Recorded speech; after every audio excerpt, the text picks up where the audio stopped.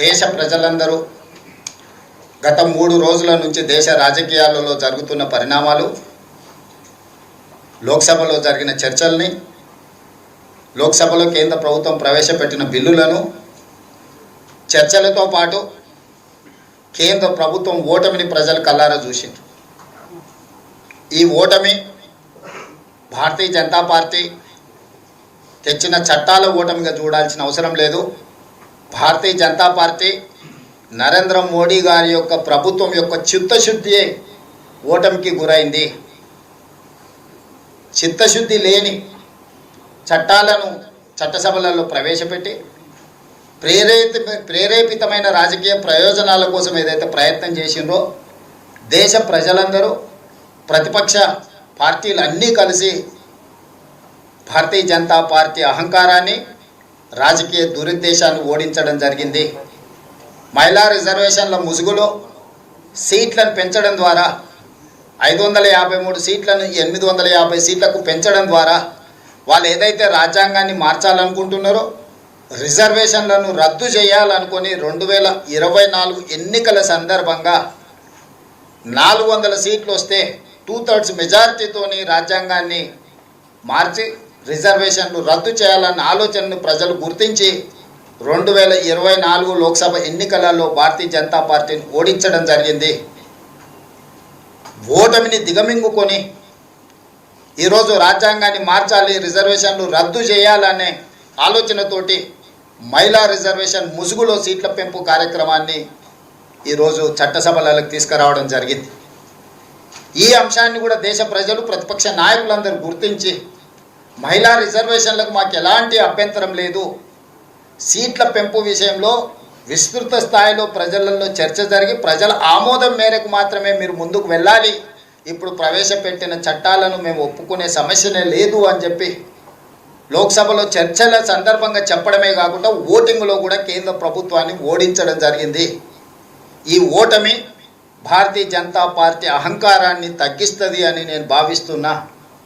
అదేవిధంగా ఇండియా కూటమి తరఫున, కాంగ్రెస్ పార్టీ తరఫున తెలంగాణ ముఖ్యమంత్రిగా కేంద్ర ప్రభుత్వానికి నేను సూచన చేస్తున్నా, మహిళా రిజర్వేషన్లను అమలు చేద్దాము తక్షణమే. నిన్న చర్చల సందర్భంగా 1 గంట సభను వాయిదా వేస్తే చట్టాన్ని సమూలంగా మార్చుకొని వస్తానని అమిత్ షా గారు చెప్పిండ్రు. 1 గంటలోనే చట్టాన్ని సవరించగలిగిన శక్తి సామర్థ్యాలు ఉన్నప్పుడు ఈరోజు శనివారము, రేపు ఆదివారం, సోమవారం రోజు తిరిగి సభలను ప్రారంభించి మహిళా రిజర్వేషన్లు అమలు చేయడానికి అవసరమైన చట్ట సవరణలతో మహిళా రిజర్వేషన్లను అమలు చేయడానికి చట్టాన్ని తీసుకురావాలని, ఆ చట్టానికి కాంగ్రెస్ పార్టీ సంపూర్ణంగా మద్దతు పలుకుతుంది. మిగతా విపక్షాలను, ప్రతిపక్షాలను అన్నిటిని కూడా సమన్వయం చేసే బాధ్యత కాంగ్రెస్ పార్టీ తీసుకుంటుంది. ఎందుకంటే స్వతంత్రం వచ్చిన తర్వాత పురుషులతో పాటు మహిళలకు సమానంగా ఓటు హక్కు ఇచ్చింది కాంగ్రెస్ పార్టీ. అమెరికా లాంటి దేశంలో మహిళలకు ఓటు హక్కు ఇవ్వడానికి 150 సంవత్సరాలు పట్టింది. కానీ స్వతంత్రం వచ్చిన ఎంబడే మహిళలకు ఓటు హక్కు ఇవ్వడం కానీ, ఈ దేశానికి మహిళను రాష్ట్రపతిని చేయడం కానీ, ఈ దేశానికి మహిళను ప్రధానమంత్రిని చేయడం కానీ, లోక్సభ స్పీకర్గా చేయడం కానీ, వివిధ రాష్ట్రాల ముఖ్యమంత్రులను చేయడం కానీ, గవర్నర్లను చేయడం కానీ, చీఫ్ జస్టిస్ ఆఫ్ రాష్ట్రాలలో వివిధ రాష్ట్రాలకు చీఫ్ జస్టిస్లను మహిళలను చేయడం కానీ, ఇలా చెప్పుకుంటూ వెళ్తే ఉపరాష్ట్రపతిని చేయడంలో కానీ అన్ని అంశాలలో కాంగ్రెస్ పార్టీ మహిళలకు అత్యంత ప్రాధాన్యత ఇచ్చింది. అంతెందుకు కాంగ్రెస్ పార్టీ అధ్యక్షురాలుగా శ్రీమతి ఇందిరాగాంధీ గారిని, శ్రీమతి సోనియా గాంధీ గారిని స్వతంత్రానికంటే ముందు కూడా కాంగ్రెస్ పార్టీకి మహిళా అధ్యక్షులను నియమించుకున్న చరిత్ర, మహిళా నాయకురాళ్ళ నాయకత్వంలో పనిచేసిన చరిత్ర కాంగ్రెస్ పార్టీకి ఉంది. మహిళా రిజర్వేషన్లకు కాంగ్రెస్ పార్టీ అడ్డంకి కాదు. కాంగ్రెస్ పార్టీ మహిళా రిజర్వేషన్లను వ్యతిరేకించడం లేదు. మహిళా రిజర్వేషన్ల ముసుగులో రాజ్యాంగాన్ని సవరించడం ద్వారా, రాజ్యాంగాన్ని మార్చి రిజర్వేషన్లు రద్దు చేయాలనే కుట్ర ఏదైతే మోడీ గారు చేస్తున్నారో దానికి మాత్రమే వ్యతిరేకము. ఈరోజు ప్రజలందరూ కలిసి నిన్న తెచ్చిన చట్టాలను ఓడించడం జరిగింది. సోమవారం మహిళా రిజర్వేషన్లను అమలు చేయడానికి చట్టాన్ని ప్రవేశపెడితే 2 రోజుల్లోనే చట్టాన్ని ఆమోదింపజేసి 2027లో ఉత్తరప్రదేశ్ శాసనసభలో 1/3 మహిళా రిజర్వేషన్లతోనే ఉత్తరప్రదేశ్ శాసనసభ ఎన్నికలను నిర్వహించవచ్చు. 27 తర్వాత ఏ రాష్ట్రంలో ఎన్నికలు జరిగినా శాసనసభలలో మహిళా రిజర్వేషన్లను అమలు చేయొచ్చు, 2029 లోక్సభలో మహిళా రిజర్వేషన్లను అమలు చేయొచ్చు. కాబట్టి రాజకీయ భేషజాలకు వెళ్ళాల్సిన అవసరం లేదు. రాజకీయ పంతాలకు పట్టింపులకు ఇది సమయం కాదు. మహిళా రిజర్వేషన్లు అనేది ఒక గొప్ప బాధ్యత, ఒక గొప్ప అవకాశము. ఈ సందర్భంగా నరేంద్ర మోడీ గారు పంతాలకు పట్టింపులకు పోకుండా తిరిగి మహిళా రిజర్వేషన్ బిల్లును చట్టసభలలో ప్రవేశపెట్టి తక్షణమే ఆమోదింపజేసుకొని మహిళా రిజర్వేషన్లను అమలు చేయాల్సిందిగా కాంగ్రెస్ పార్టీ డిమాండ్ చేస్తుంది. మేము ఏవి సవరణ, ఒకే ఒక్క అంశం, ఏకవాక్య తీర్మానం. 2023 నుంచి 543 లోక్సభ సీట్లలో, ప్రతి రాష్ట్రంలో ఉన్న శాసనసభ సీట్లలో 1/3 మహిళా రిజర్వేషన్లు అమలు చేయడానికి అవసరమైన సవరణలు ఏవైనా తీసుకురండి. చట్టాన్ని, ఈ అంశాన్ని కరెక్ట్గా 2023 నుంచి మహిళా రిజర్వేషన్లు అమలు చేయడానికి అవసరమైన అన్ని సవరణలు తీసుకురండి, మేము మద్దతు ఇస్తామని చెప్తున్నాం. ఇంకా ఏమైనా చేయండి, 27 నుంచి ఇంకా ఏదైనా తీసేయండి. 2027 సంవత్సరం నుంచి ఉత్తరప్రదేశ్ శాసనసభ ఎన్నికల్లో కూడా మహిళా రిజర్వేషన్లు అమలు చేయడానికి చేయాల్సిన సవరణలు అన్నిటిని కూడా న్యాయ నిపుణులతో చర్చించి అన్ని సవరణలు చేసుకొని తీసుకురండి. ఇక వేరే ఏ బిల్లులు, ఏ ముసుగులు తొడుక్కొని రాకండి. ముసుగుతో వస్తే మేము గుర్తిస్తాము. ఇప్పుడు ఆయన ఎన్నుకున్న విధానాన్ని వ్యతిరేకిస్తున్నాం. సీట్ల పెంపు అనేది అంశమే కాదు, సీట్ల పెంపులో ఆయన ఎన్నుకున్న విధానాన్ని సంపూర్ణంగా వ్యతిరేకిస్తున్నాం. ఇది దేశంలో దక్షిణ భారతదేశం, ఉత్తర భారతదేశంలో అంతరాన్ని పెంచుతుంది, చిన్న రాష్ట్రాలు పెద్ద రాష్ట్రాల మధ్యలో అంతరం పెంచుతుంది. ఇది దీర్ఘకాలికంగా దేశ సమైక్యతకే ప్రమాదకరంగా మారుతుంది. ఈ ప్రమాదాన్ని నిలువరించడం బాధ్యతగా, దేశ సమగ్రతను కాపాడడం మా బాధ్యతగా భావించి నిన్న చట్టసభలలో మోడీ గారు ప్రవేశపెట్టిన చట్టాలను ఓడించినము. ఇప్పుడు వాటి మీద ఇంకా చర్చ లేదు. ఇప్పుడు కేవలం మహిళా రిజర్వేషన్లు అమలు ఎట్లా చేయాలో దాని మీదనే ముందుకు వెళ్దామనేది మా సూచన.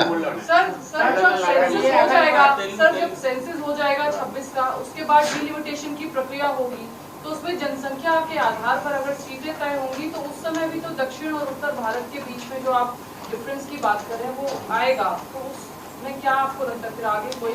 हम लोग पहले से वही बात कह रहे हैं. आप 71 के ले लो, 81 के ले लो, 91 के ले लो, 2001 के, 2011 के या 2027 के जो भी लो, जन आधारित विभाजन हम नहीं मांगेगा. क्योंकि 1970 में जो केंद्र सरकार ने जो आदेश दिया हुआ है हम लोग पालन किए. हम जो पालन किए, हम सुशिक्षित भारत नागरिक, हम केंद्र सरकार ने जो आदेश दिए हम पालन किए. तो आप हमको शिक्षा नहीं दे सकते, हमारा अप्रिसिएशन मिलना चाहिए. सो सिविलाइज्ड एंड ओब्लाइज्ड सिटीजन को आप पनिशमेंट नहीं दे सकते. जो चर्चा है वो उसके बारे में, जो तरीका से डिलिमिटेशन करना है, सीट बढ़ाना है, उसके बारे में पहले चर्चा करना है. चर्चा में स्टेक होल्डर सब हिस्सेदार बनना है, भागस्वामी होना है. विपक्ष के दल के साथ साथ सिविल सोसाइटी के साथ साथ पब्लिक हियरिंग भी करना है. उसके बाद ही ये आगे लेकर जाना है. कौन सी विधान से हम लोग ये काम करना है वहाँ पर तय होना है.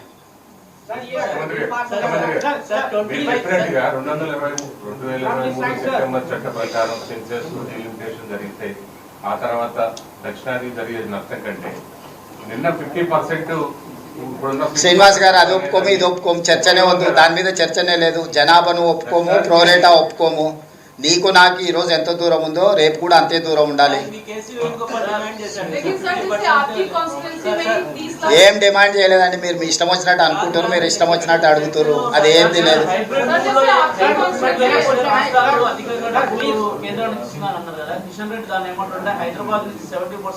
ఇప్పుడు కిషన్ రెడ్డి ఏంది అంటే, కిషన్ రెడ్డి అయినా డాక్టర్ లక్ష్మణ్ అయినా మోడీ గారిని సంతోష పెడితే పదవి వస్తుంది అనుకుంటారు, ప్రజలు లేకపోయినా పర్వాలేదు అనుకుంటారు.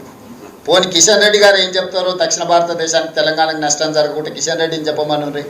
నేను చెప్పిన దాన్ని విమర్శించడం కాదు, ప్రత్యామ్నాయం ఏందో కిషన్ రెడ్డి గారిని చెప్పమనుర్రి. మోడీ గారి భజన చేస్తే పదవి వస్తుంది సరే, కానీ ఆడ నువ్వు గెలవాలి కదా. నీ నెంబర్ అవసరం ఉంటేనే కదా మోడీ గారు నీకు ఇచ్చేది, లేకపోతే నీకు బంట్రోతు ఉద్యోగం కూడా ఇయ్యాడు కదా. అది కిషన్ రెడ్డి గారు గుర్తించాలి కదా. అది కదా నేను చెప్పేది. కాంగ్రెస్ ఇప్పుడు సీట్ల ప్రకారం ఇస్తే సీట్లు పెరగవు కదా, పెరగాల్సిన అవసరమే లేదు. ఉన్న దాంట్లో ఫస్ట్ మహిళా రిజర్వేషన్లు అమలు చేయండి. పెరగకపోతే మీ సీటు మోడీ సీటు పోనీ ఏమవుతుంది, తప్పేముంది? అవసరమైనప్పుడు కొన్ని సాక్రిఫైస్ చేయాలి కదా. అవసరం అనుకున్నప్పుడు we have to sacrifice something for the country. We are there to sacrifice.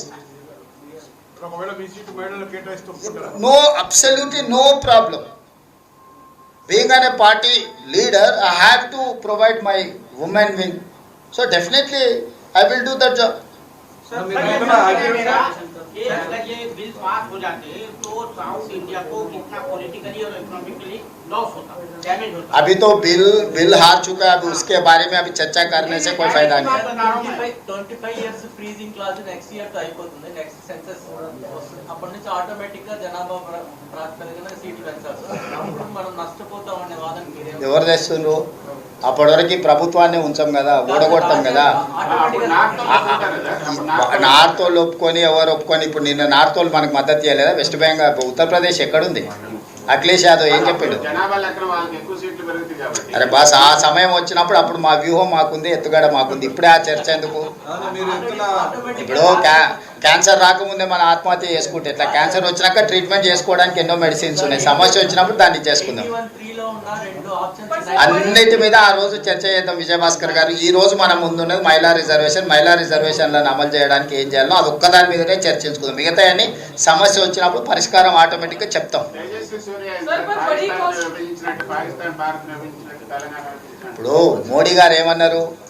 తలుపులు బంద్ చేసి రాష్ట్రాన్ని విడదీసిండ్రు, తల్లిని చంపేసి బిడ్డను బతికించిండ్రని మోడీ గారు చెప్పిర్రు. వాళ్ళ నాయకుడే ఆ విధంగా చెప్పినాక తేజస్వి సూర్య ఇంకేం చెప్తాడు? ఆవు చేనులో మేస్తే దూడే మన గట్టి మీద మేస్తుందా? అది కూడా పోయి చేనులోనే మేస్తుంది. వాళ్ళకి తెలియాల్సింది ఏంటంటే, చట్టసభలలో ఇన్ని రోజుల నుంచి ఉన్నారు. తేజస్వి సూర్య సెకండ్ టైం ఎంపీ అనుకుంటా.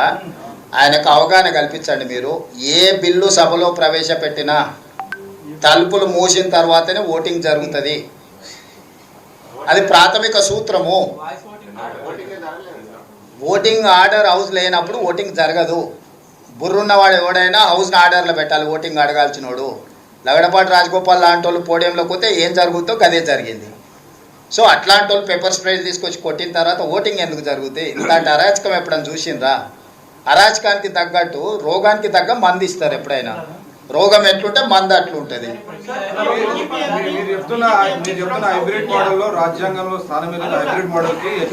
ప్రోరేటకు ఉందా? 50% ప్రోరేటకు రాజ్యాంగంలో ఉందా?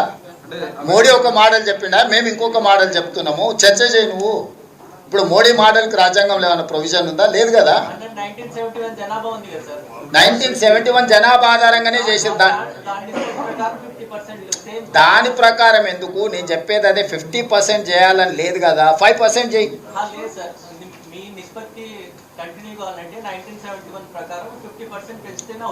1971 అక్కర్లేదు. ఏ సీట్లు ఇప్పుడు ఉన్న సీట్ల మీద 50% కాదు, ఎట్లా పెంచుకుంటూ పోయినా నీకు నాకు అంతరం పెరుగుతుంది. ఇక దీని మీద వాదనలే అక్కర్లేదు. అది ఓడిపోయింది. దాన్ని చెప్పాల్సింది చెప్పినా ప్రజలు ఆమోదించారు, సభలో ఓడిచ్చారు. ఇక చచ్చిపోయిన పాము గురించి, పగిలిపోయిన కుండ గురించి, చచ్చిపోయిన బర్రె గురించి చర్చలు అవసరం లేదు. ఇప్పుడు కొత్తగా ఏం చేయాలో దాని మీద చేద్దాం. ఇప్పుడు ముందర ఉన్నది ఓన్లీ మహిళా రిజర్వేషన్. దాన్ని ఎట్లా చేద్దామో ఆలోచన చేసి ముందుకు వెళ్ళండి. ధన్యవాదాలు.